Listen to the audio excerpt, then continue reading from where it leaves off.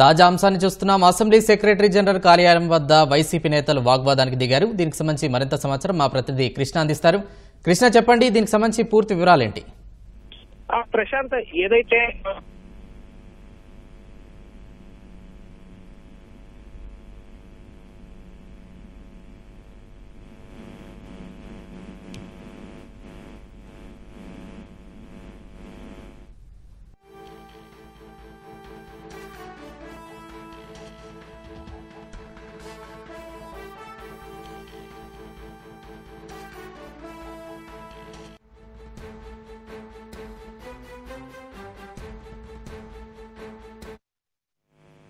ప్రశాంత్, ఏదైతే అసెంబ్లీలో ఈ సభ్యుల కొన్ని కమిటీలకు సంబంధించి సభ్యుల ప్రకటనకు సంబంధించి నిన్న శాసనసభ వ్యవహారాల శాఖ మంత్రి పయ్యావుల కేశవ్ నిన్న సభలో ప్రకటించడం జరిగింది. ఏదైతే ప్రజాపద్దుల కమిటీ, అలాగే అంచనాల కమిటీ, అలాగే పియూసీ ఈ 3 కమిటీలకు సంబంధించి ఎన్నిక ప్రక్రియకు సంబంధించి ఆయన ప్రకటించే ప్రారంభ సభలో ప్రకటించారు. దీనికి అనుగుణంగా ఇవాళ మధ్యాహ్నం 1 గంట లోపు నామినేషన్ అనేది దాఖలు చేయాల్సి ఉంది.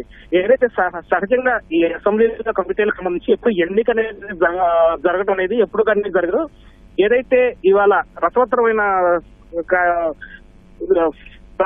వేదికగా ఇది మారిందని చెప్పాలి. ఎందుకంటే ప్రస్తుతానికి శాసనసభలో ఏదైతే ప్రతిపక్ష హోదా ఎవరికి లేదు కాబట్టి దీనికి సంబంధించి ఏం చేయాలి అన్న దాని మీద చూపిస్తారు. ఇందులో ప్రధానంగా ఈ 3 కమిటీల్లో ప్రజాపద్దుల కమిటీ కానీ, అంచనాల కమిటీ కానీ, అలాగే పిఎస్సి ఈ మూడిట్లో ప్రజాపద్దుల కమిటీకి సంబంధించి చైర్మన్ అనేది సహజంగా ప్రతిపక్ష పార్టీకి చెందిన సభ్యుడికి ఇస్తూ రావడం అనేది ఆనవాయితీగా అవుతుంది. అయితే ఇక్కడ ప్రతిపక్షం లేకపోవడంతో ఇది ఎవరికి ఇవ్వాలనేది ఒక చర్చ అనేది ఆసక్తికరంగా మారింది.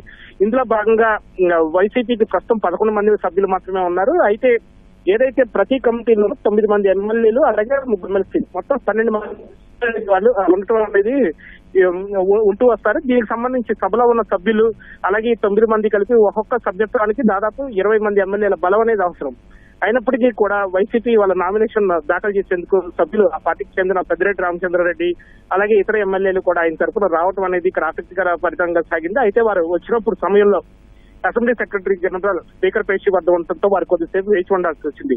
దీనిలో భాగంగా MLC Botsa Satyanarayana secretary general assembly లాబీలో సెక్రటరీ జనరల్ కార్యాలయం వద్ద తీవ్ర వాగ్వాదానికి జరిగారు. ఏదైతే తాము నామినేషన్ దాఖలు చేసేందుకు వచ్చామో అందుబాటులో సెక్రటరీ జనరల్ లేకపోవడం పట్ల తీవ్ర అభ్యంతరం వ్యక్తం చేశారు. దీనికి సంబంధించి కొద్దిసేపు వాగ్వాదం కూడా చోటు చేసుకుంది. అలాగే వైసీపీ తరఫున కూడా నామినేషన్ పత్రాలు ఇచ్చి అక్కడి నుంచి వెళ్ళిపోవడం జరిగింది సభ్యులు.